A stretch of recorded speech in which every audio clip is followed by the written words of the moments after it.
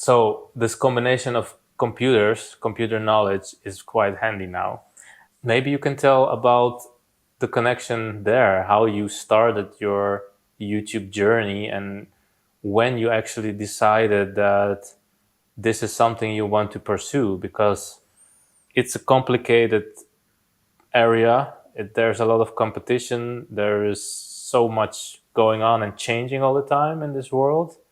How do you manage to do everything by yourself, or maybe you're having help, but how do you also manage to stay relevant in a sense? So YouTube and Instagram are two different things. I started Instagram actually because of my information science studies. So at some point, it was at the end of the studies, you have to specialize in a specific direction.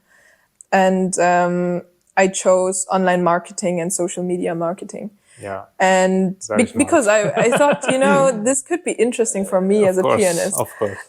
So I went into this direction and I started my Instagram channel because of that.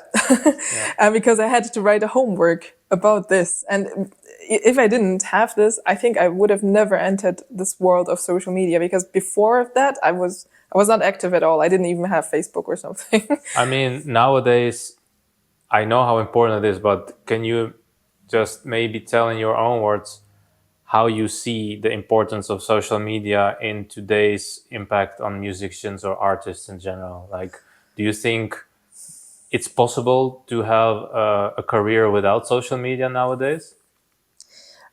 I mean, define career.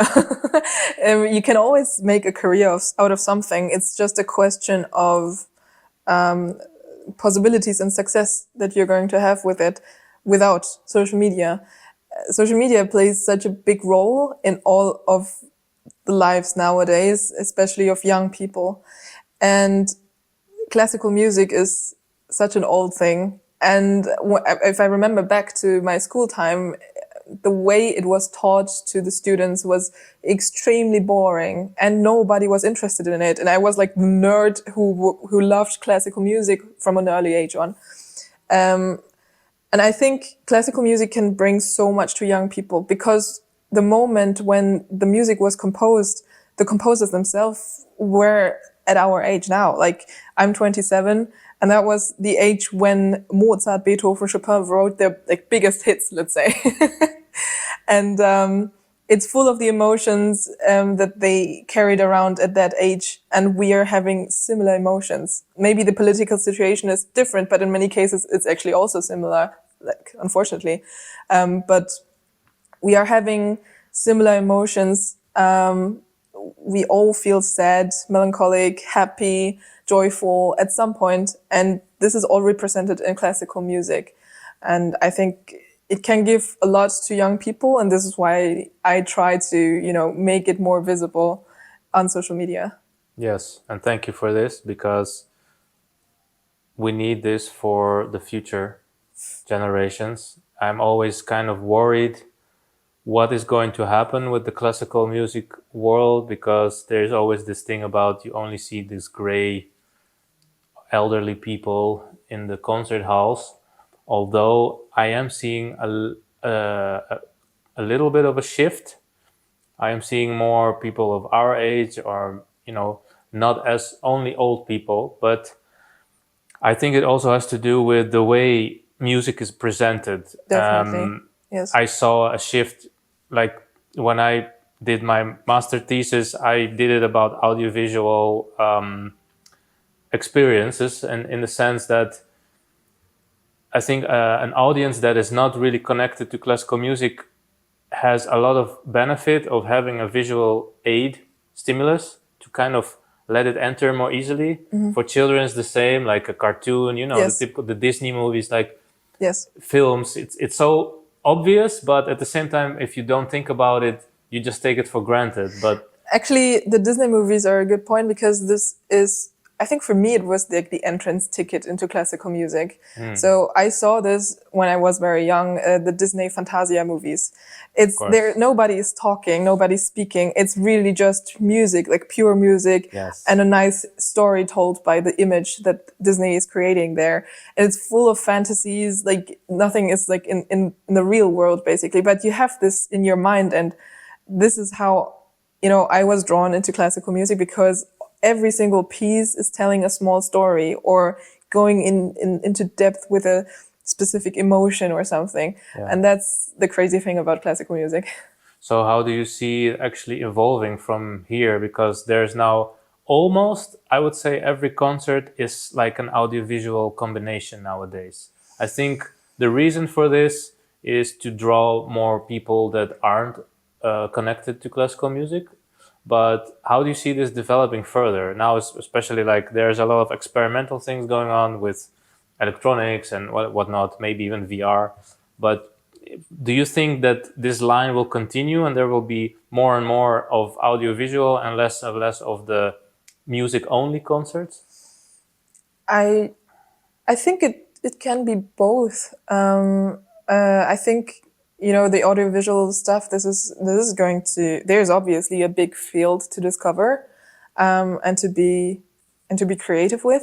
But I also think that the only audio part has its place, because people want to be free in their fantasies as well. And if you feed them with something all the time with the visuals, they're getting influenced by this. Now, of course, sometimes you want this. I enjoy this also a lot, but sometimes you really just want to lay back, close your eyes, and have your own fantasies playing with you. And that's the beautiful thing about an audio only concert. And in the end, in the concert, you'll always have someone sitting there playing, and you have the audience around you. So there is a visual thing still, but not to that degree, of course. I think it also has to do with the overstimulus that is in general happening because of social media, or like the general direction that there is so much information like thrown around us, that if this isn't happening, then people are already like less inclined to go there because it's not enough stimulus for them in a sense. What do you think about this? I mean, I see it on social media. The videos are going shorter and shorter and shorter. It's like really the attention time of people is decreasing. And I struggle with this. I'm very curious about how you deal with this. Like, do you go into the demand of shorter videos, or do you still try to make longer form content? Like a podcast, for the people that are really interested, it's a long format, but they are prepared for it in a sense, and they're maybe a different type of listener. But in terms of your audience there, I guess some are a bit younger, more, teens, and they're the ones that you are trying to inspire as well. But do you find it hard to find a balance between this? I think if you're a content creator, you have to fill all these different types of content. So the ones that are like in the short form, where you really have extremely fast cuts and nothing is more than 2 to 3 seconds. So you keep the attention of the one that is just scrolling through the shorts. And also by doing this, you're basically catching the attention from the people and bringing them to your actual channel where you can do longer form videos. And then you don't have to, cut extreme fast like this.